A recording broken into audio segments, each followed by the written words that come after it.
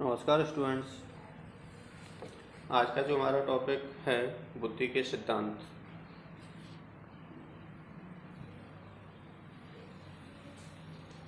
इससे पहले हमने बुद्धि से संबंधित इसका अर्थ, परिभाषा, प्रकार, इसके मापन का इतिहास से संबंधित अध्ययन किया था। तो बुद्धि से संबंधित जो हमारे प्रमुख विद्वान हुए हैं उन्होंने बुद्धि के अपने अपने सिद्धांत दिए हैं, जैसे अल्फ्रेड बिने, Spearman, Thorsten, Thorndike, Thompson, cattle आदि ने बुद्धि से संबंधित सिद्धांत दिए हैं। तो इनके सिद्धांतों को हम एक एक करके क्रम से पढ़ेंगे। उनको आप ध्यानपूर्वक सुनिए और महत्वपूर्ण बातों को आप अपनी नोटबुक पर नोट करिए। तो सबसे पहले जो सिद्धांत है वो है एकात्मक, एक तत्व, एक कारक बुद्धि सिद्धांत। एकात्मक, एक तत्व बुद्धि सिद्धांत, जिसके प्रतिपादक अल्फ्रेड बिने, टर्मन एवं स्टर्न थे। इन्होंने ये सिद्धांत सन 1911 में प्रतिपादित किया और इनके अनुसार हम कोई भी कार्य करते हैं, उस कार्य करने के लिए एक विशेष तत्व हमारी बुद्धि में होता है और उस विशेष तत्व के आधार पर ही हम अपना पूरा कार्य करते हैं, जिसे इन्होंने एक तत्व नाम दिया है। तो देखिए, इसमें इस सिद्धांत के अनुसार सिद्धांत को प्रस्तुत करते हुए हमारी बुद्धि में एक ही कारक होता है जो सभी कार्यों के लिए जिम्मेदार होता है। हम जितने भी कार्य करते हैं, प्रत्येक कार्य को करते समय यही कारक सहयोग करता है। अर्थात हम कोई भी अगर कार्य कर रहे हैं, किसी भी प्रकार का कार्य कर रहे हैं, तो हम उस कार्य विशेष को उस तत्व से संबंधित करते हैं। इस सिद्धांत के अनुसार हमारी बुद्धि में कोई एकमात्र खंड होता है, उस खंड के द्वारा ही हम कार्य को संपादित करते हैं और उस कार्य को पूरा करते हैं। लेकिन यह सिद्धांत ज़्यादा प्रभावी नहीं हुआ। क्यों? क्योंकि जॉनसन नामक विद्वान ने इस सिद्धांत को निरंकुशवादी सिद्धांत माना है। अगर इस सिद्धांत के अनुसार हम और अगर व्याख्या एक उदाहरण से समझें, तो जैसे ये सिद्धांत सही इसलिए भी प्रतीत नहीं होता है क्योंकि अगर इसमें हम देखें तो कोई एक बालक गणित में होशियार है तो वो इतिहास में कमज़ोर होता है, जबकि इस सिद्धांत के अनुसार एक तत्व अगर प्रभावी होता है तो गणित में होशियार होने वाला भी बालक इतिहास में भी होशियार होना चाहिए, जबकि ऐसा वास्तविक रूप से, व्यावहारिक रूप से ऐसा नहीं पाया जाता। और हम एक कार्य में तो बहुत अच्छे होते हैं, जबकि दूसरे कार्य को हम ठीक ढंग से नहीं कर पाते। तो इस प्रकार से एक तत्व सिद्धांत अधिक प्रभावी नहीं हुआ। इस सिद्धांत को आगे बढ़ाते हुए एक द्विखंड सिद्धांत आया, जिसके प्रतिपादक थे स्पीयरमैन। लंदन के रहने वाले थे। इन्होंने द्विकारक के सिद्धांत को प्रतिपादित किया। ब्रिटेन के मनोवैज्ञानिक स्पीयरमैन ने 1904 में एक प्रयोगात्मक अध्ययन एवं व्यावहारिक अनुभवों के आधार पर बुद्धि के दो कारक सिद्धांत का प्रतिपादन किया। तो इन्होंने द्विकारक खंड का जो सिद्धांत दिया, इस सिद्धांत में दो कारक प्रमुख रूप से इन्होंने माने। पहला कारक था सामान्य कारक तथा दूसरा कारक था विशिष्ट कारक। सामान्य कारक एवं विशिष्ट कारक को इन्होंने इस प्रकार से विभाजित किया कि जो भी हमारा सबसे जो जनरल कारक होते हैं, उन जनरल सामान्य कारकों में विभाजित किया।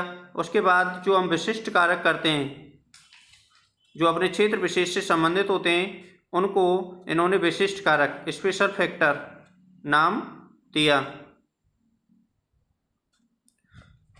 तो इस प्रकार से ये कार्य इन्होंने स्पीयरमैन ने द्विखंड का सिद्धांत दिया।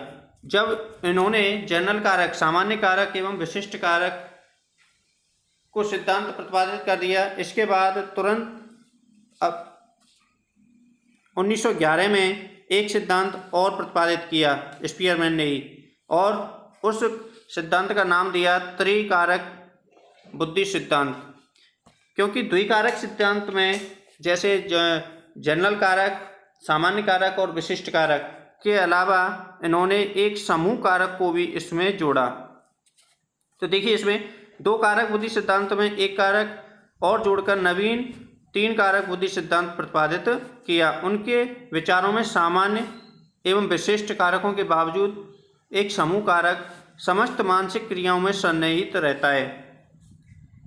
शाब्दिक योग्यता, आंकिक योग्यता, यांत्रिक योग्यता, संगीत योग्यता, तार्किक योग्यता, बौद्धिक योग्यता, स्मृति आदि समूह कारक विभिन्न मानसिक क्रियाओं के संचालन में कार्य करते हैं। जैसे मैंने अभी आपको बताया कि इसमें द्विकारक जो सिद्धांत है हमारा, जिसमें एक जनरल और इसके चारों तरफ जो कार्य होते हैं जिनको हम कार्य करते हैं, जैसे संगीत योग्यता, आंकिक योग्यता, बौद्धिक योग्यता, ये सभी हमारे विशिष्ट कारकों में आते हैं जिसको स्पेशल फैक्टर के नाम से जानते हैं। इनको सभी को समग्र रूप से अगर देखा जाए तो ये हमारे समूह कारक में आते हैं। तो इस प्रकार से सामान्य कारक, विशिष्ट कारक और समूह कारक सिद्धांत स्पीयरमैन ने प्रतिपादित किया। अब इसके बाद जो अगला सिद्धांत आता है वो आता है थॉर्नडाइक का बहुकारक बुद्धि सिद्धांत। इस सिद्धांत के अनुसार बुद्धि विभिन्न कारकों का मिश्रण है। इसमें कई योग्यताएं निहित होती हैं। किसी भी मानसिक कार्य में विभिन्न कारक एक साथ मिलकर कार्य करते हैं। थॉर्नडाइक ने एक बुद्धि में सामान्य कारकों की ओर आलोचना की है तथा मानसिक योग्यताओं की व्याख्या में मूल कारक एवं सामान्य कारकों का उल्लेख किया है। अब देखिए, थॉर्नडाइक ने बहुबुद्धि कारक सिद्धांत में छोटे छोटे भागों में सभी कार्यों को विभाजित किया है। इन्होंने जैसे एक व्यक्ति है वो अनेक प्रकार की क्रियाएं अपने जीवन से संबंधित करता है। छोटी छोटी क्रियाएं, अनेक क्रियाएं करता है, जैसे नृत्य है, गायन है, खेल है, अपने व्यवसाय से संबंधित है, अपने जीवन से अनुभव से संबंधित है। इस प्रकार अनेक प्रकार की क्रियाएं करता है। इस प्रकार उनका एक अनेक मिश्रण तैयार हो जाता है। उस मिश्रण को ही इन्होंने बहुबुद्धि कारक कहा है। इसकी अगर हम तुलना करें तो ये एक विज्ञान के परमाणुवादी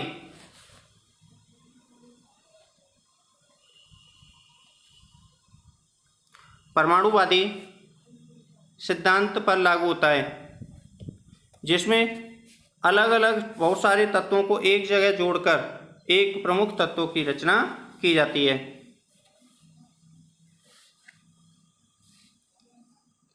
उनके दृष्टिकोण में विभिन्न मूल मानसिक योग्यताएं, जैसे मैंने अभी आपको बताया कि जैसे आंकिक योग्यता है, शाब्दिक योग्यता, देशिक योग्यता, तार्किक योग्यता, स्मृति योग्यता, भाषण योग्यता, इन सभी को एक प्रमुख रूप से मिला दिया जाता है और एक कंसेप्ट तैयार किया जाता है जिसे हम परमाणुवादी कंसेप्ट या फिर बहुबुद्धि सिद्धांत के रूप में जानते हैं।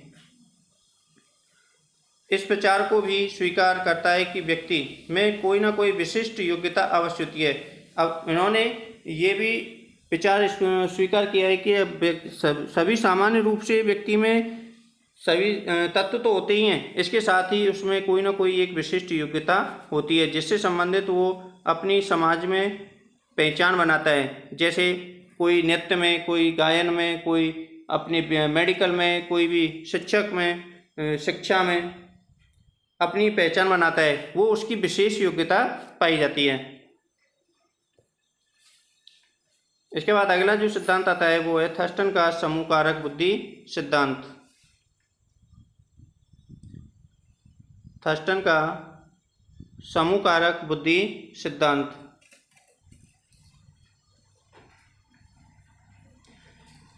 थर्स्टन टाइम का समूह कारक बुद्धि सिद्धांत स्पीयरमैन के द्विकारक एवं थॉर्नडाइक के बहुकारक सिद्धांतों का मध्यवर्ती है। इस सिद्धांत के अनुसार बुद्धि ना तो केवल सामान्य कारकों का प्रदर्शन है और ना ही विशिष्ट कारकों का वर्णन। इसमें कुछ ऐसी निश्चित मानसिक क्रियाएं होती हैं जो सामान्य रूप से मूल कारक में सम्मिलित होती हैं एवं जो उन्हें मनोवैज्ञानिक एवं क्रियात्मक एकता प्रदान करने तथा अन्य क्रियाओं से विभेद स्पष्ट करने में सहायक होती हैं। फिर यह मानसिक क्रियाएं समूह का निर्माण करती हैं और इस प्रकार से मानसिक योग्यता के विभिन्न समूहों के अपने मूल कारक होते हैं। जो समूह के मनोवैज्ञानिक एवं क्रियात्मक एकता प्रदान करते हैं।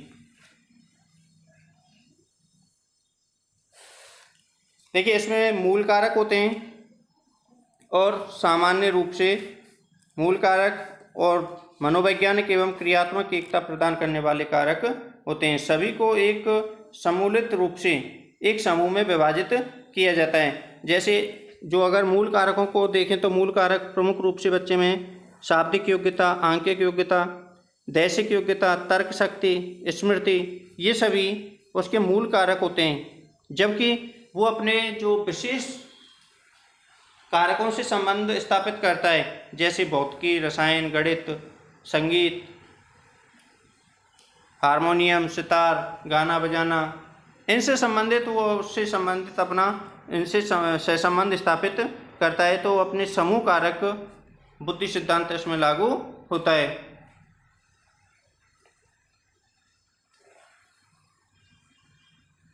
इसके बाद अगला आता है थॉमसन का प्रतिदर्श बुद्धि सिद्धांत। थॉमसन का प्रतिदर्श बुद्धि सिद्धांत। थॉमसन ने बुद्धि के प्रतिदर्श सिद्धांत का प्रतिपादन किया। उनका विचार था कि प्रत्येक कार्य को निश्चित योग्यता का प्रतिदर्श होता है। थॉमसन ने बुद्धि के प्रतिदर्श सिद्धांत का प्रतिपादन किया और उनका विचार था कि प्रत्येक कार्य निश्चित योग्यता का प्रतिदर्श होता है। दूसरे शब्दों में किसी विशेष कार्य में करने में हम समस्त मानसिक विकृताओं में से कुछ का प्रतिदर्श के रूप में चयन कर लेते हैं। इस सिद्धांत में सामान्य कारकों की व्यावहारिकता को महत्व दिया गया। अब देखिए इसमें सामान्य कारकों की व्यावहारिकता को महत्व दिया गया और विशेष कार्यों को हम अपने समस्त मानसिक जो जनरल कारक होते हैं उनकी सहायता से एक मॉडल बनाकर उस कार्य को हम कर लेते हैं, ऐसा थॉमसन का मानना था।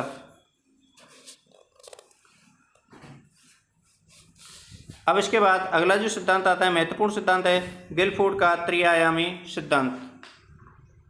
गिलफोर्ड का त्रिआयामी सिद्धांत।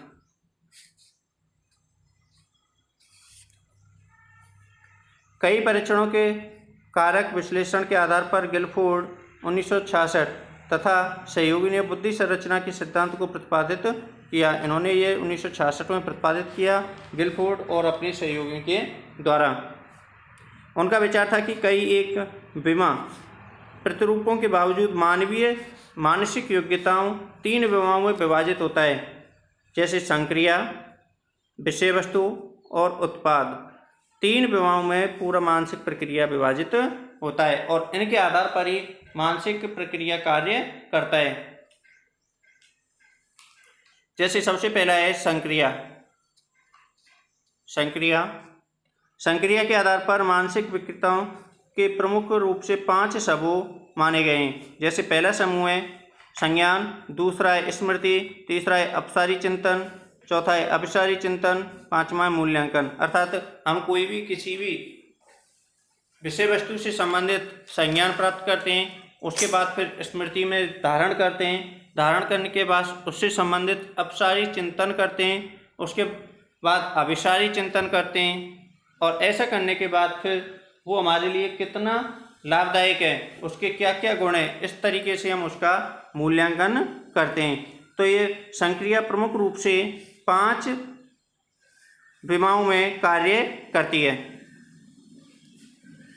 इसके बाद अगला जो कंसेप्ट दिया था इन्होंने विमा दिया था विषय वस्तु।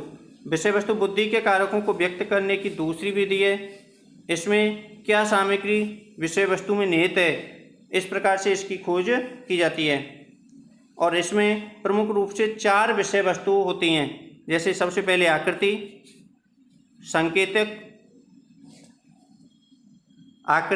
संकेतिक, शाब्दिक और व्यावहारिक। इस प्रकार की 4 मूल प्रवृत्ति विषय वस्तु में होती हैं। उनके आधार पर हम उसका मूल्यांकन करते हैं। आकृति विषय वस्तु को दृष्टि से द्वारा ही देखा जाता है और उसकी आकृति के आधार पर ही देखा जाता है। तीसरी विमा है गिलफोर्ड के सिद्धांत में उत्पाद। जब किसी विशेष प्रकार की विषय वस्तु से निश्चित संक्रिया का प्रयोग किया जाता है, उस स्थिति में 6 प्रकार का उत्पादन में गिलफोर्ड ने 6 प्रकार का उत्पादन बताया है, जिसमें पहला है इकाई, दूसरा है वर्ग, तीसरा है संबंध, चौथा है पद्धतियाँ, पाँचवा है स्थानांतरण और छठवां है अपादान। के आधार पर हम इन विमाओं को अलग अलग भागों में बांट सकते हैं तथा सभी कारक विश्लेषण पर आधारित होते हैं। तो इन सभी विमाओं को तीनों प्रकार की संक्रिया, विषय वस्तु और उत्पाद को मिलाकर इन्होंने एक डायग्राम तैयार किया, जिसमें 5 संक्रिया, 4 विषय वस्तु तथा 6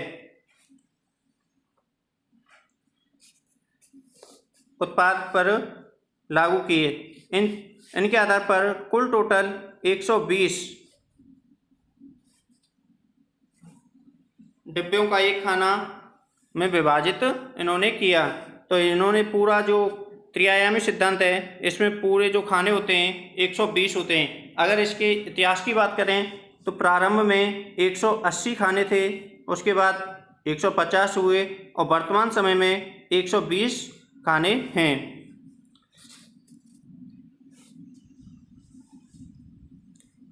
तो देखिए, आज का जो हमारा जो टॉपिक रहा है उसमें प्रमुख रूप से आज हमने सिद्धांतों की व्याख्या की है, जिसमें एक तत्व सिद्धांत, द्वितत्व सिद्धांत, त्रितत्व सिद्धांत, थॉर्नडाइक का बहुकारक सिद्धांत,